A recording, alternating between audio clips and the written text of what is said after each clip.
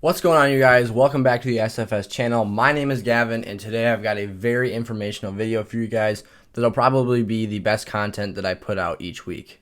What I'm going to be doing is watching all the football games running from the afternoon games all the way into the late night Sunday night football games, and I'll be synthesizing that information, digesting all the important details, and cramming it into one hopefully 20 to 30 minute episode where I just talk about every single game, give you all the important takeaways from the game, what you need to learn, what you shouldn't be too concerned about, what you should forget about, and whatnot. So this will be the first episode of those type of videos.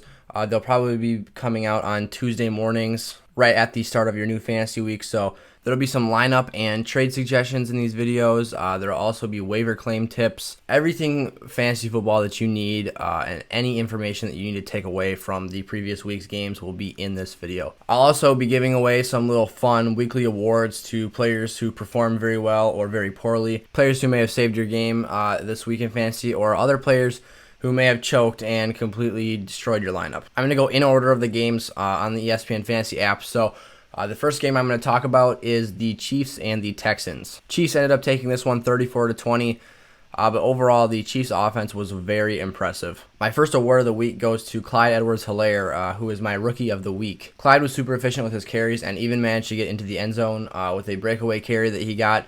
And he showed some really nice explosion for the Chiefs offense in week one. Additionally, we saw the Tyree Kill and Patrick Mahomes connection still come together effortlessly. Tyree Kill didn't necessarily have the greatest fantasy performance in week one, but for the limited volume he got, he was extremely productive with those 5 or 6 catches that he got, and he got in the end zone too. So I'm not worried at all about Tyree Kill's fantasy production this season. I think that it was just more of a product of they kind of steamrolled the Texans and were playing with the lead for most of the game, which may happen a lot with the Chiefs this season. Not only do I love the Chiefs' offensive players this year because of that elite offensive talent and potential that they have, but their defense is also lacking in many spots. We'll start to shift gears a little bit more into the Houston Texans side of things, but before I get there, the Chiefs' defensive front is very good at pass rushing, and that is really what caused the Texans to get into a funk early. Between Chris Jones and Frank Clark, the Chiefs were able to disrupt Watson enough that they were able to force punts and make up for the lack of talent they have in their secondary, and it really threw Houston for loops, and they got down early, and it's really hard to catch up against Patrick Mahomes and try and get a stop against him. After watching the Texans and Chiefs game, I think it's safe to say that Will Fuller is the clear-cut wide receiver one on that offense. Fuller had a couple of bad drops in the game, but overall, I think it's safe to say that he'll be a solid fantasy player this year. He's not going to be the DeAndre Hopkins level of producer that we saw for the last 4 or 5 seasons with Houston, but I think that Will Fuller has a chance to be a solid wide receiver 2 in your fantasy lineups. People are also kind of hammering on Deshaun Watson, saying that he played bad, but watching the game, I actually thought that Deshaun Watson was exceptional. He really had nothing to work with, and his offensive line couldn't protect him to save his life, and he was constantly scrambling around in the pocket, and he was getting space, and he was escaping the pressure, and he was rolling out of the pocket, and when he did, there was just no targets open or no one to throw to. So I think it's more of a Texans issue as a whole, and they have to come together better as a team, because Watson is kind of carrying the show right now, and he can't do it all by himself, especially against a team the level of the Kansas City Chiefs. Next up, we got the Bills and the Jets. The Bills ended up taking the game 27-17. The Jets side of things was an absolute disaster. The only bright spot for that offense was really Jamison Crowder, who I actually loved in fantasy this season. I picked a whole lot of him. I started him in 3 leagues, and he had that 69-yard breakaway touchdown, along with 5 other catches, I believe. So Jamison Crowder was highly productive in week one. I think it's clear to say that he is Sam Darnold's favorite target. Le'Veon Bell actually left the game. I'm not sure what that injury is.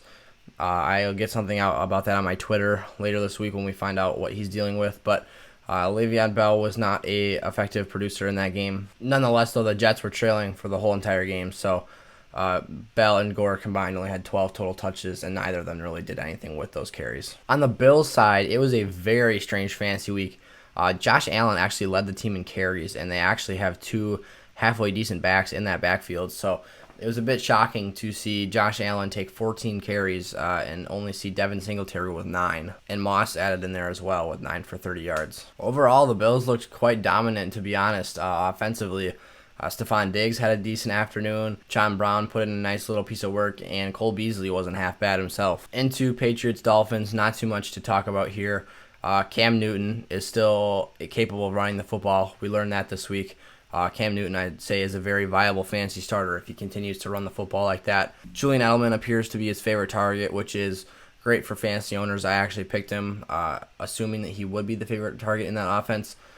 He ended up getting the most amount of targets on the team, and he was actually quite productive. I believe he had 80 or so yards on 7 catches. And then the backfield was a committee, as we expected. There's lots of guys taking carries there. 6 Patriots took carries yesterday in the game against the Miami Dolphins, so if there's any indication of a backfield that you don't want to be a part of in fantasy football, it's the Patriots. Cam Newton is my favorite rusher for the New England Patriots. He ended up getting in the end zone twice off of carries. I thought he was going to get in 3 times. He actually did a QB sneak, or like a QB power type thing on 3rd and 1 from about the 4-yard line, and it looked like he was going to get in, and he got stopped at the 1-yard line. On the Dolphins side of things, it was a very disappointing game. Fitzmagic threw 3 picks, and Myles Gaskin was actually the top rusher for the Dolphins. He had 9 carries for 40 yards, so it was a really weird thing to see from the Dolphins' perspective. And then their receiving core didn't do much of anything. I mean, the Pats have a great secondary, so it's really hard to throw the football against them. But Devontae Parker only had 47 yards. Preston Williams, who I was projecting to have a big year and even a big week because I thought that Parker would take on the role of being covered by Stephon Gilmore. Preston Williams only had like 3.5 PPR points. Williams actually had 5 PPR points. He had 2 catches for 41 yards, but that's still a lackluster performance from a guy who I was huge on prior to the season. I'm still going to be patient with Williams, but obviously this week was kind of disappointing, and I was hoping for something bigger, so we're going to give everybody a little bit more time this season. Week 1 is far too early to be making rash decisions and getting guys out of your team and out of your lineup, so hang on to your guys, stay put, and be patient for now. Next game on the block was the Ravens and the Browns. Not going to really say anything from the Browns. My underachiever of the week goes to Nick Chubb. He was awful, but he really didn't have a choice. The Browns had so many turnovers early, and they got into a big hole in the first half, so they really couldn't run the football anymore. Nick Chubb fumbled and lost it, so that hurt his fantasy production as well. Baker Mayfield, his time is ticking. He is certainly not producing the way the Browns hoped he would as the first overall pick, so that kind of sucks for Cleveland, but Baker is not looking like the answer right now. The Ravens steamrolled him. Lamar Jackson still looks great. Mark Andrews was phenomenal yesterday. He had a nice one-handed catch in the end zone. I love Mark Andrews on my fantasy teams this season, and I really loved him this week. And then Marquis Brown was amazing for the Ravens, too. He had over 100 yards, and he had a nice reception total as well, so he was very good. He didn't even get in the end zone, and he was still a productive player this week. The bottom line is the Ravens are still dominant, and you want them on your fantasy team. Jags Colts, Gardner Minshew actually silenced the tanking conversation for the Jags by beating Phillip Rivers and that actually quite good Indianapolis Colts roster. Minshew hooked up with a lot of his wide receivers and was able to find DJ Chark and Laviska Shenault in the end zone for scores. DJ Chark had a little bit of a underwhelming game. He only had 3 catches for 25 yards, and I was hoping for something a little bit bigger from him. But getting the end zone still gives me hope for Chark this season, and I think he will be the alpha in Jacksonville this year. For Indianapolis, it was a bit of a weird running back by committee deployment. Marlon Mack got hurt early, but then it was Nyheim Hines who was taking the lion's share of the carries away from Jonathan Taylor, which really shocked me. Hines got in the end zone 2 times, and it was really quite surprising to see him get the carries over Taylor, who had been reported to have a great camp. Hines ended up with 22 half PPR points, and I was shocked. Taylor had 11, but I was still very surprised to see how that went. And then Phillip Rivers was not great as a passer. His top receiver was Paris Campbell, and he only had 60-plus yards, so T.Y. Hilton didn't do much in that first game, and Jonathan Taylor was their second receiver, so very lackluster performance from the Indianapolis Colts offense. Next up was the ugly game of the Eagles versus the Washington football team. And the Eagles' offensive line is in absolute shambles right now. They are in tatters. Chase Young and the Washington football team pass rushers absolutely obliterated Carson Wentz and sacked him 8 times.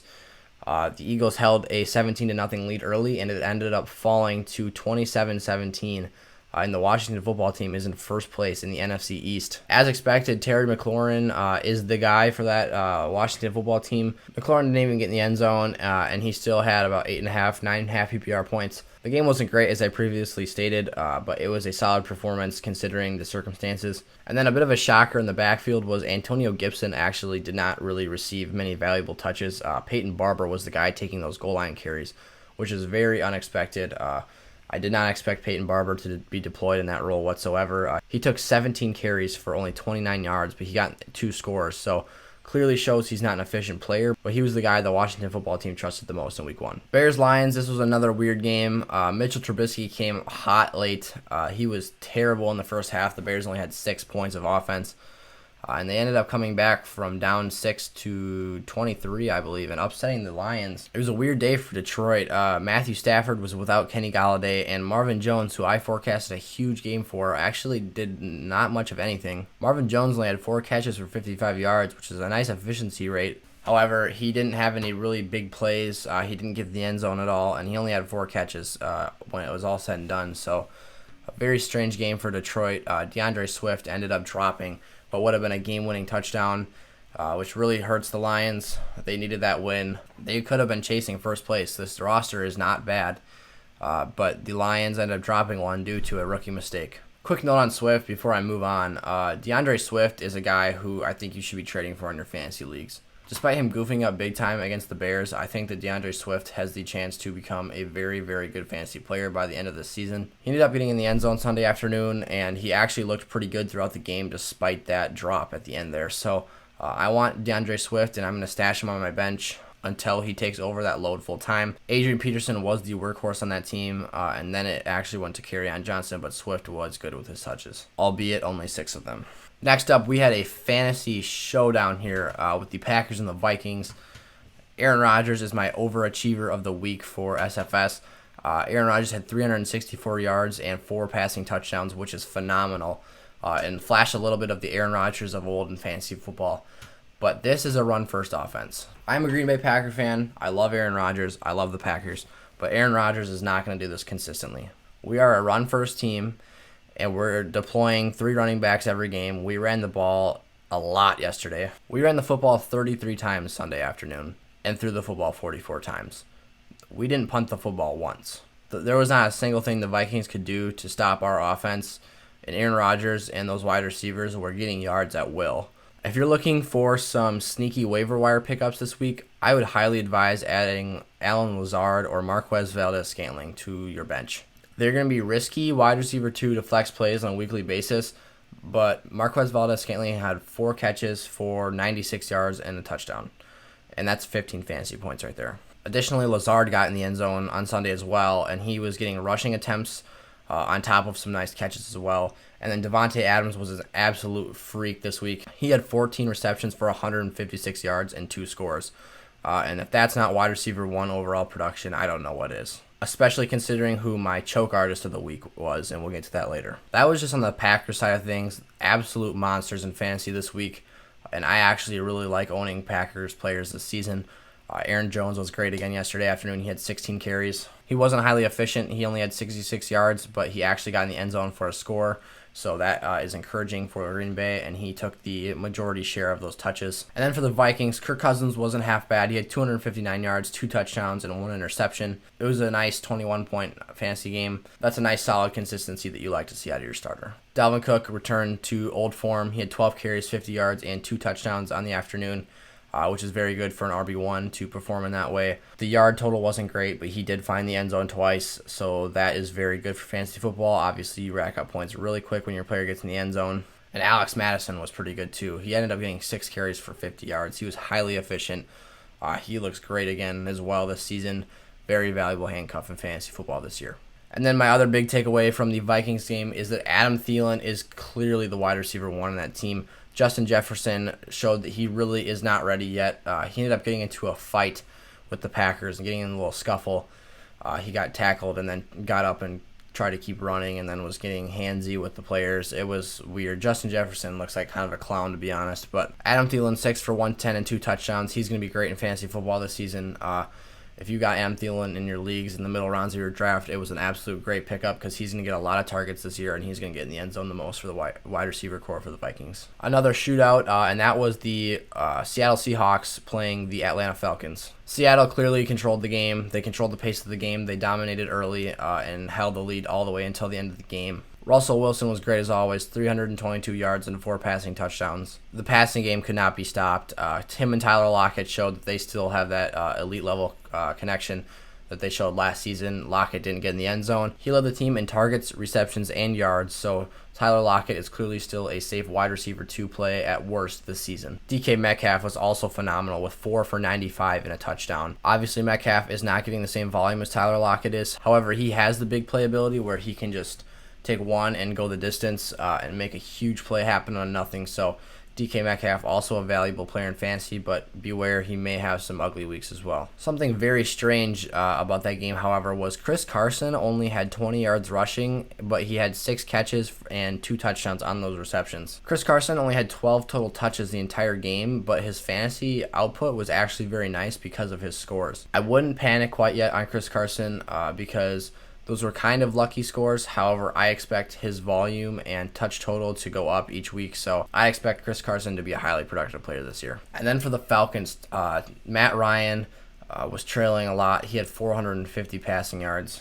Only got in the end zone twice because they ended up striking out in the red zone a couple times, and he ended up throwing a pick as well. But Matt Ryan has a high passing volume. His defense is not good this year, so he's going to be throwing the football a lot. Matt Ryan, I think, is a great fantasy football quarterback this year. Todd Gurley got things going strong as well. He had 14 carries for 56 yards and a touchdown. I expect those numbers to be even better when the Falcons get into more closely managed games where they're not trailing the entire time. I could see him getting around 20, 22, maybe even 25 touches with upward ceiling of 2 to 3 touchdowns on a game. And then here is where it gets really juicy. The wide receiver core and pass catchers for the Atlanta Falcons. Julio Jones shows he still got it. He had 9 catches for 157 yards. No scores for Julio, but in half PPR or full PPR, you'll take those numbers. He had a great week. He ended up going up and mossing the life out of, I think it was Shaquille Griffin. And it was just hellacious what he was doing on the field.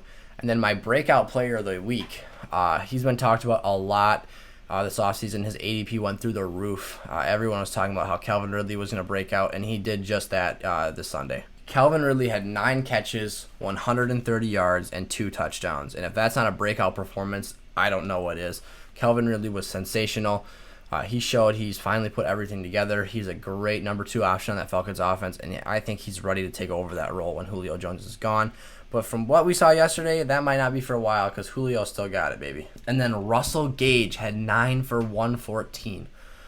I didn't expect anything on a Russell Gage this season. I thought it was going to be the Haydenhurst, Julio Jones, Calvin Ridley show, but Russell Gage put on quite a performance as well, so might be another sneaky waiver wire pickup there. I'm still going to mention Haydenhurst here as a guy I loved in this game. You might think it's a bit concerning that Matt Ryan threw for 450 yards and only 38 of it went to Haydenhurst. However, Haydenhurst made a couple really nice catches. One was on a post corner over the shoulder. He kind of laid out and dove for it, and I thought it was a really great play. So I like Haydenhurst. I think the connection is going to keep growing throughout the season, and I think that he's got big shoes to fill this year. Now for the Raiders and the Panthers, this game hosted my SFS week MVP, and that was Josh Jacobs, who took 25 carries for 93 yards and 3 touchdowns. And he netted an absolute monster fantasy performance. I own him in 2 money leagues, and I could not have been more happy to see Josh Jacobs fall in the end zone over and over again. He was sensational. I think he had 32 fantasy points. Clear workhorse back. He reminds me of Zeke Elliott a few years ago. And honestly, Zeke Elliott last night on Sunday Night Football looked amazing too. So hopefully Josh Jacobs can keep this production up. Clearly the Raiders are a running football team. Jacobs handled all of their duties, it seemed like. Derek Carr had over 200 yards passing, but only 1 passing touchdown, and none of the receivers on the Raiders really produced wide receiver 1 or 2 numbers, to be quite honest. The lone touchdown went to Nelson Agholor on a 23-yard catch. And Nelson Agholor, you don't want anything to do with that guy or his hands in fantasy football. For the Panthers, as expected, Christian McCaffrey is still great.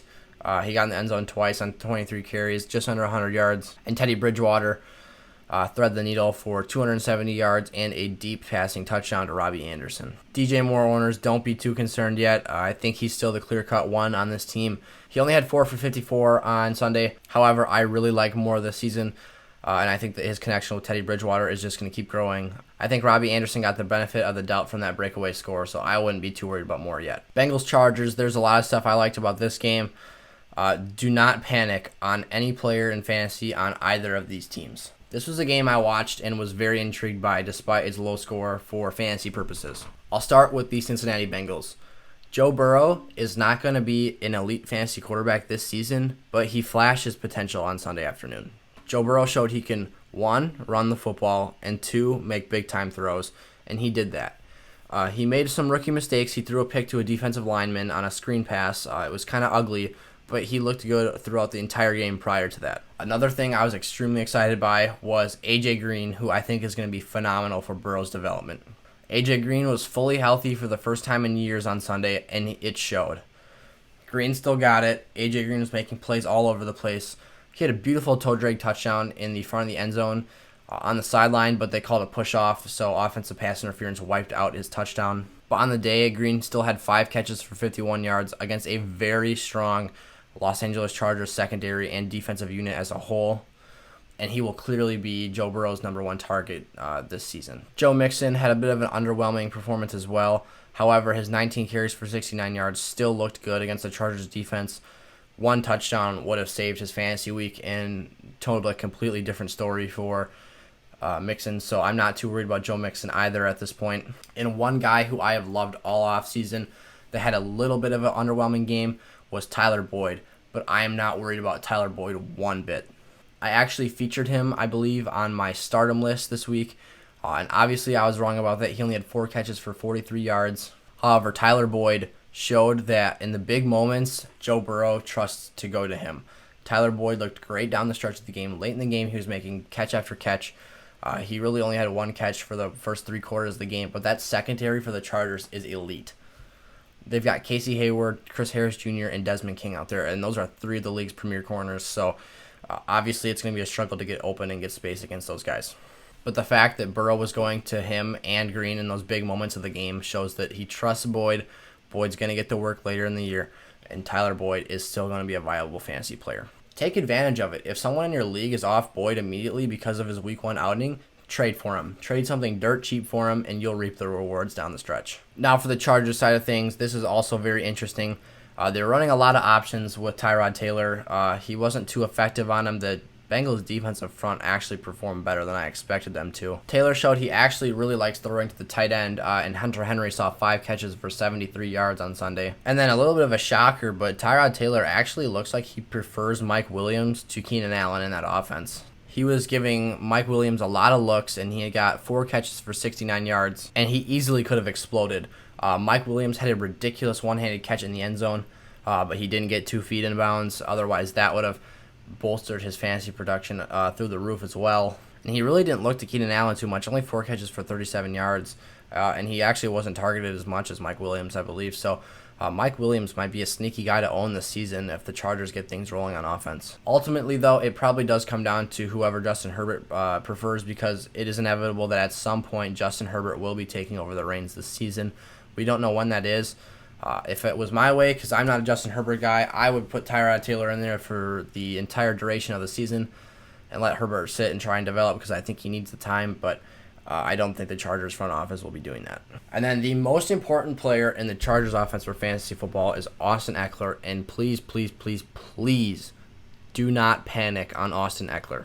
Austin Eckler only posted 8.5 half PPR points on Sunday afternoon. However, he still got the fantasy volume and production that we are hoping for out of an RB1. Eckler had 19 carries for 84 yards, which on a given week is actually quite good. If Eckler goes for 85 yards per week, he's going to be well over a 1,000-yard rusher this season and is going to be a very productive fantasy back. Like I said, 19 carries is also that workhorse volume that you look for in an RB1, and he got that load on Sunday.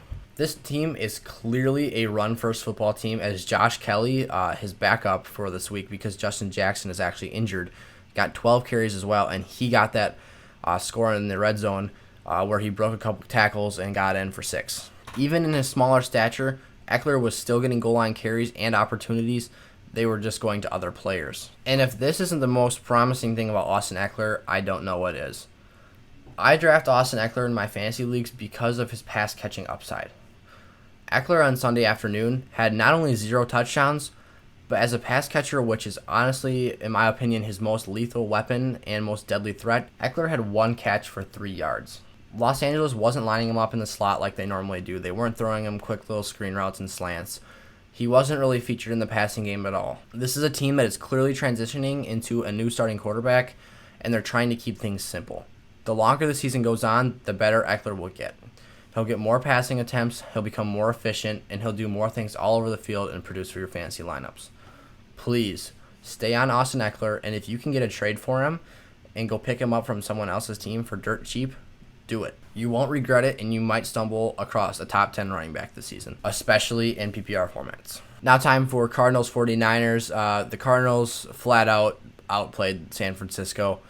Kyler Murray was running all over the place. There was nothing the 49ers could do to stop him. And DeAndre Hopkins was an absolute monster as an Arizona Cardinal in his first game. I believe he had 14 catches for 151 yards, and he just posted a monster game with Kyler Murray as his quarterback. I'm not a huge Kenyon Drake guy. I haven't been since the offseason, but he got 16 carries for 60 yards and a score as well. Makes me feel a little bit better about him than I did before. Not an efficient runner, not quite as efficient as I'd like him to be. That was my main concern with him this offseason. However, against that really good San Francisco front, I really can't fault him. So Kenyon Drake is moving up my list a little bit. I'm not too happy about it, but Kenyon Drake did deliver. For San Francisco, a little bit of a sleeper pick who a lot of people were concerned about, who I actually think is clearly the best 49er to have on your fantasy team this year, even maybe over George Kittle, as Raheem Mostert. Mostert was clearly the best offensive player for the 49ers in their loss on Sunday. He had 4 catches for 95 yards and a touchdown, and then he got 15 carries for 56 yards as well on the ground. Mostert showed that he is going to be the guy because he's the one taking the workhorse load for San Francisco, so I'm very confident putting Mostert in my lineup next week. Second to last game here for Week 1's recap, and that is the game of the week, which was Tampa Bay and Tom Brady's first game as a Buccaneer against the New Orleans Saints. Tom Brady was quite lackluster in this game, if we're going to be honest. He threw 2 interceptions and was really ugly after the first quarter. He's showing, unfortunately, a little bit of decline, as a lot of people expected. He wasn't even as good as a ball distributor as I thought he was going to be. He did a QB sneak to get into the end zone for the first time as a Tampa Bay Buccaneer, and then after that, he really struggled. They went up 7-0 early and had a chance to go up 14-0, but they threw an interception and turned the football over, resulting in the Saints just coming back and rolling the Bucs. Chris Godwin was their best receiver, 6 catches for 79 yards and no scores, and it actually projected Scottie Miller to be quite good, and he was. He had 5 for 73 for that Tampa Bay offense, and Scottie Miller showed that he's another guy that you should be picking up on the waivers this week. Additionally, as I had stated in some other videos, the Tampa Bay backfield is an absolute disaster, and you don't want any of those guys in fantasy. They all just decapitate each other in terms of fantasy production because of how many mouths there is to feed, and it's just a complete disaster in Tampa Bay's backfield. New Orleans receiver Michael Thomas earns my Choke Artist of the Week award for his 3-catch, 17-yard performance against Tampa Bay. I do not like Michael Thomas one bit. He's an absolute crybaby. And I think that he finally got shut up against the Buccaneers. Is Michael Thomas going to have this type of a game every week this year? No. Michael Thomas will be a wide receiver 1 in fantasy football this season. However, I do not see him repeating as the wide receiver 1 this year, especially after posting that poor of a performance in Week 1. He's got a lot of work to do catching up to Devonta Adams this year, who was my wide receiver 1 overall going into the season. And after Adams' very strong Week 1 and Thomas's terrible Week 1 performance, I think that Adams has the leg up clearly in that one. Last game of the week, Sunday Night Football. I will not be doing Monday Night Football on these. I'll mention them later in the week, I'm sure, but I'm recording this video on Monday morning, so those games actually haven't happened yet. Rams edged the Cowboys on Sunday Night Football in a bit of a controversial call at the end there. Jalen Ramsey did some good acting, and the Rams escaped with the victory against the Cowboys. As expected, Robert Woods was phenomenal for the Rams, and then a bit of a shocker was how good Malcolm Brown was for that offense. As a Cam Akers guy, I'm projecting him to be the starter at some point this season, but it is not that time quite yet. Malcolm Brown is clearly the guy at the moment, so you should be grabbing him in the waivers as much as you can this week. Tyler Higbee also was not quite as productive as people were expecting him to be. However, I think he played very well last night, and given the circumstances they were playing from a lead from a majority of the night, I think that Tyler Higbee is going to be really good in fantasy again this year. And then for the Cowboys, Amari Cooper is not a guy I'm super high on. He didn't really play too great last night. He was kind of getting bullied a little bit by Jalen Ramsey. Amari Cooper is really a passive personality to me, and as a wide receiver, he's just like kind of skittish. So I don't like him too much. CeeDee Lamb didn't do much of anything last night either. And it was really Zeke that was carrying the load for the Cowboys last night. Overall, Dak Prescott had an okay evening. He had 266 yards passing and 1 score. So not quite the ridiculous numbers that we were projecting for him prior to the beginning of the season, but I think that he will improve and the offense will as well going forward under new coach Mike McCarthy. That'll do it for my week 1 recap. If you guys have any questions, would like me to go over something in the comments, feel free to do so. I'll get to those right away. If you enjoyed the video, make sure to like, comment, and subscribe to the channel and turn that bell on so you never miss a fantasy football episode.